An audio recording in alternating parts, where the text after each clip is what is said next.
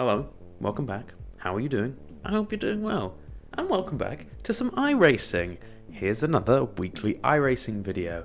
This week I have been just a little bit busy. Well, last week? This week? I can't remember. Time does not make any sense. Anyway, I've been a little bit busy, so I only managed to get 2 races done when we were racing at Snett in the Ferraris. But, good news, they were quite good races, so I'm going to show you an abridged version of both of them, and once my life is back to normal next week, I should be back to making some more regular videos. And also, I have some really cool videos coming up that I'm working on, so get ready for those. But until then, enjoy the Ferraris at Snetterton.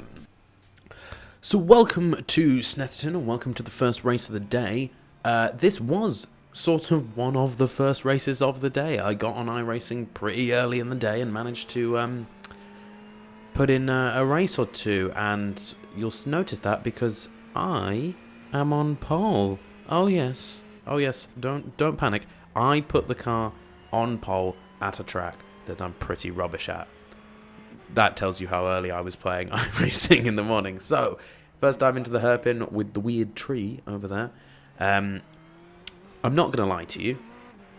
This was not the most exciting race in the world. I promise you the second race is very exciting, but I thought I'd drop this race in just because it was just, I don't mean to brag, but just total domination from me. I put it on pole by a good second. No one else managed to sort of keep up with me, and this was literally my first race of the day, my first race on Snetterton on iRacing, so I guess I just must be really good. You don't have to watch the rest of the video to see maybe what happens in this race when I'm maybe not so good, because I found out driving on your own against nobody with people quite a few seconds behind you maybe causes you to lose a little bit of concentration every once in a while, as we may see maybe right here coming up, possibly, as we go very deep into the hairpin.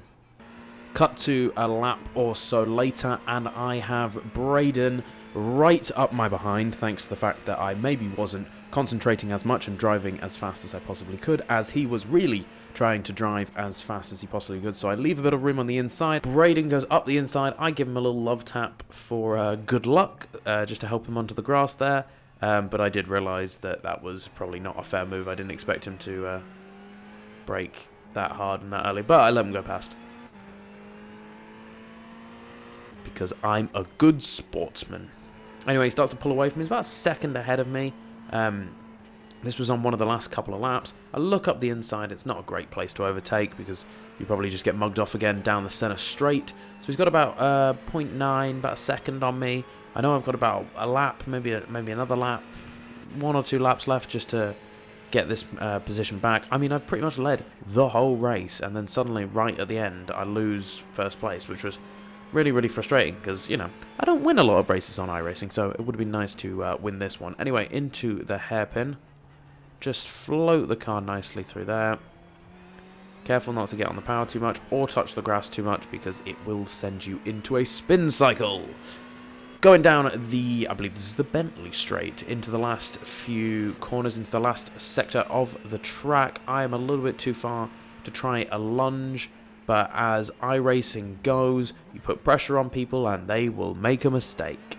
As we see Braden go off into the grass, and I take back first place.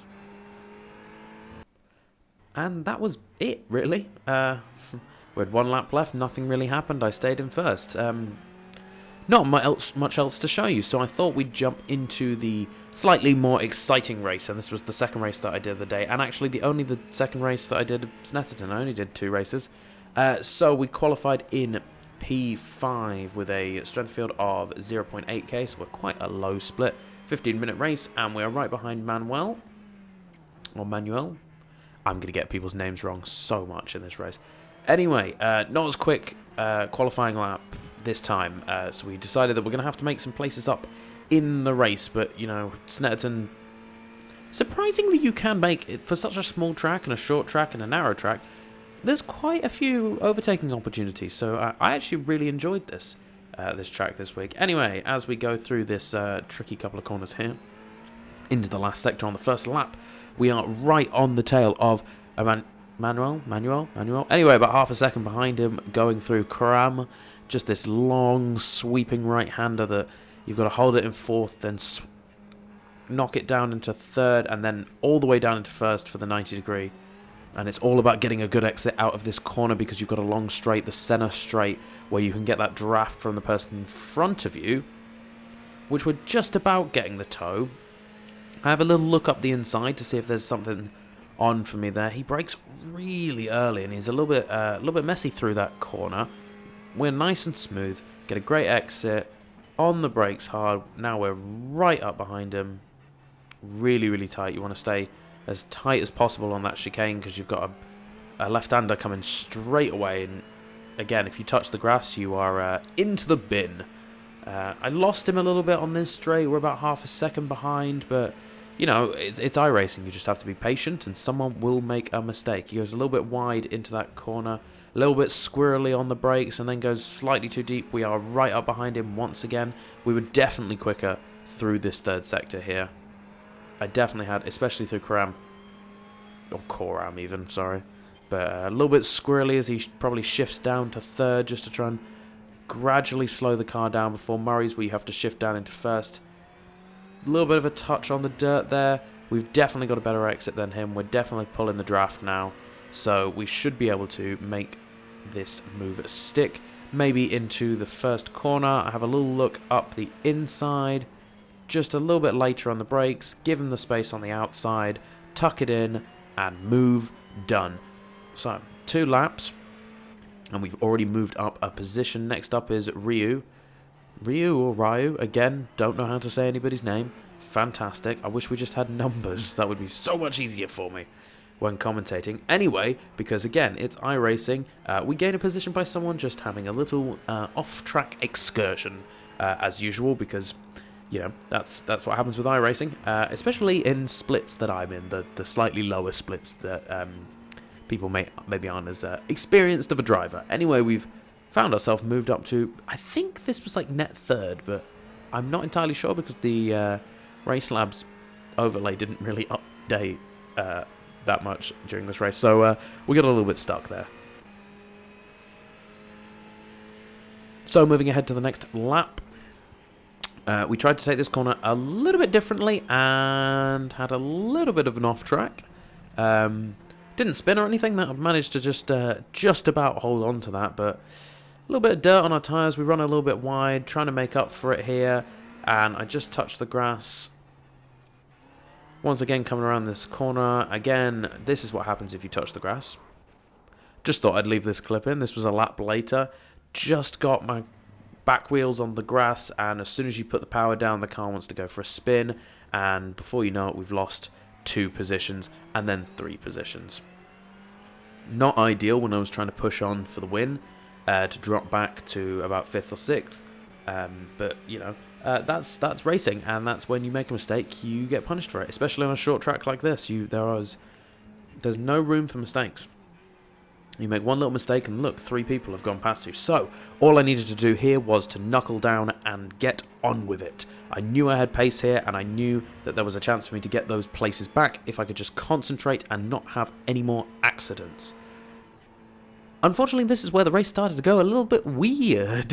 Up until here, we'd had some pretty good fights, some nice overtaking, you know, usual fixed Ferraris stuff. But then it seems like after this, everyone just was desperate, and it just all went a bit mental. More mental than I've probably seen it go in the Ferraris before. But, you know, it should add some excitement to the race. So here we go. Lap number 6. I'm chasing down Rio again, because once again, he's made his way in front of me. But I know exactly that I can pass him, so I'm going to do everything I can to pass him. So coming up into this is the first corner of the next lap. We're right on the tail of him here. Probably too far back to go for a lunge into the hairpin, but we definitely get much closer. Much tighter on that corner, and then into the left. We can get the power down much earlier than him. who seems to be missing a tail light after maybe an accident or something. But, you know, again, it's a 0.8k split. There's bound to be a lot of accidents happening anyway. So we're getting really, really close. Great. We were really good on the brakes coming through this left-hander and then into the right. He gets a little bit squirrely and a little bit panicky as he just holds the brake all the way through. Not the quickest way through there. You need to wait till you get to the bollards and then you get the brakes on hard.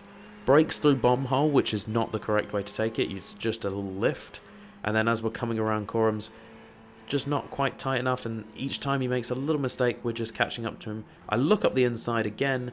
Some people were just leaving the door wide open when it came to that corner. Past a back marker who's decided he doesn't want to go into the pit lane anymore, and we've got the toe on Ryu, so I look up the inside. This is probably a move that I'm going to make. Just about squeeze it in on the brakes. A little bit squirrely under braking, but we made that move stick. Job done. Nice and easy. Let's have another look at that. Just about. He left me. Actually, probably I'd say he left me way too much room. I would have just closed the door there, as you saw me coming in. Just move across sort of a meter or two over to the right, just to stop me from making that move. But we've gained another spot. Up next, we've got Kyle Morgan in that Red Bull liveried Ferrari. He takes an awfully weird line round that hairpin and then comes back and cuts me off, but completely allowed to do that. Just a bit of a strange line through there, but it means that I've got way better traction and way better speed down the Bentley straight, and probably not a place that I should be looking to make a move, but I decided that I was going to do it anyway. Great on the brakes, just tuck it in onto the left, give him space on the right, get the car stopped, and that is job done. When you're watching the third-person camera, he just kind of gave that position up very easily. So, thank you, I suppose. Anyway, we move on to lap 10, and we pass someone who's had another little accident. That corner is so, because you're coming in at such a speed, and then there's a fast left-hander, and you need to get the car stopped pretty much down into first gear.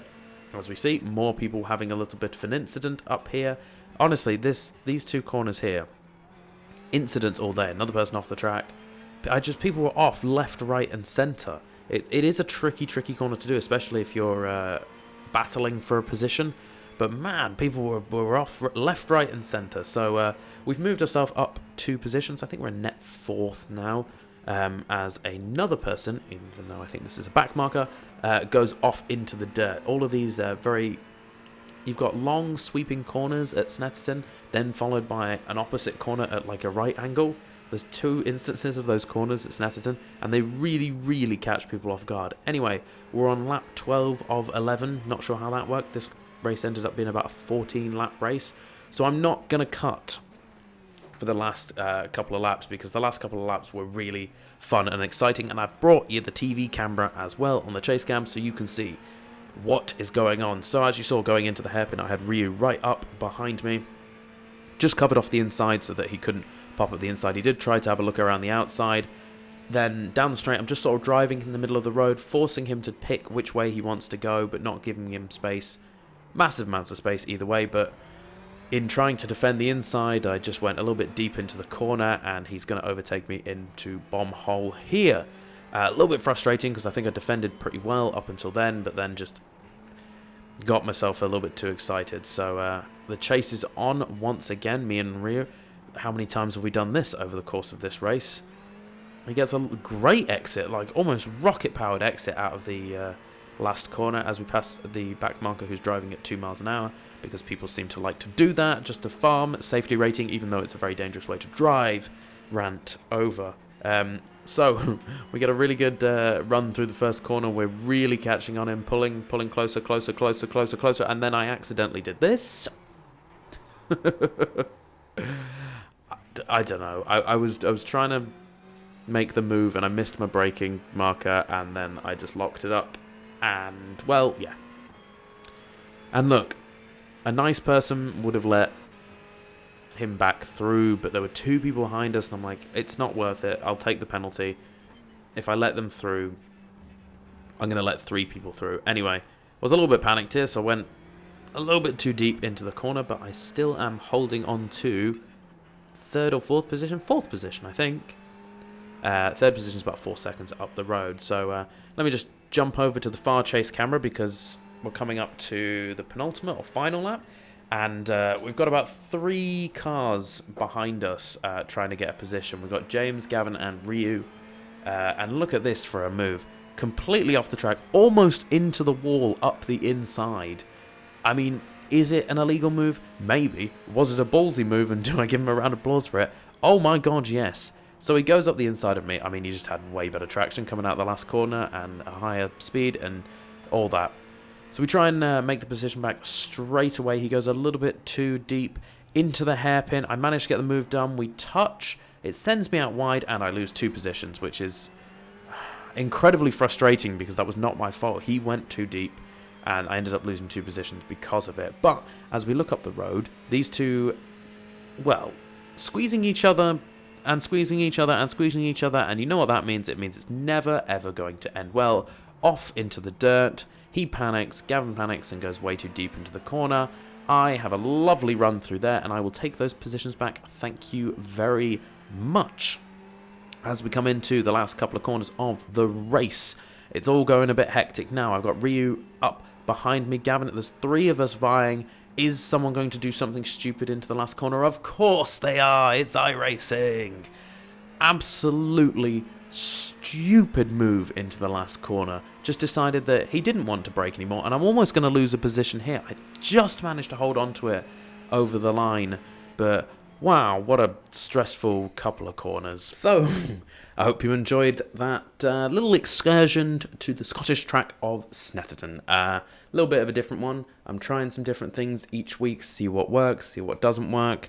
Thought I'd give it a go of showing you 2 races this week because I did 2 quite fun races. So, yeah, why not?